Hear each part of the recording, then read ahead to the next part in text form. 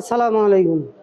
কেমন আছো বাবা তোমরা? ভালো আছি। এখানে 5 জনকার ভিতর 5 জনেই এতিম না? 5 জনেই এতিম। 5 জনেই। ও তোমাদের ভিতর কারো আপনি একটু সামনে আন। তোমাদের ভিতর কারো বাবা নাই, কারো মা নাই না? জি। আসলে এই 5 জনে হাফেজ ছাত্র, কোরআনের পাখি মাদ্রাসায় আল্লাহর ইলম শিক্ষা করতেছে না? এই প্রচন্ড গরমের ভিতরতে প্রচন্ড মশা, 5 জনকারে আমরা শুনতে পাইছি এবং জানা পাইছি 5 জনকারে যত সম্ভব মশারি মনে হয় না। মশারি নেই। তোমাদের মশারি নেই না বাবা? মশারি এই গরমের ভিতরতে না থাকার কারণে বাচ্চাদেরকে প্রচন্ড মশা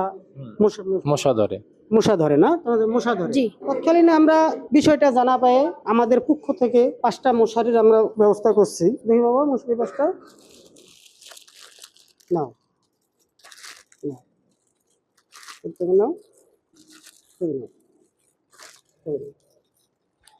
তোমাদেরকে কেমন লাগছে বাবা? তোমার কেমন লাগছে? ভালো। ভালো লাগছে? হ্যাঁ। আপনার কেমন লাগছে? আলহামদুলিল্লাহ ভালো। এরকম কাজ করা ভালো।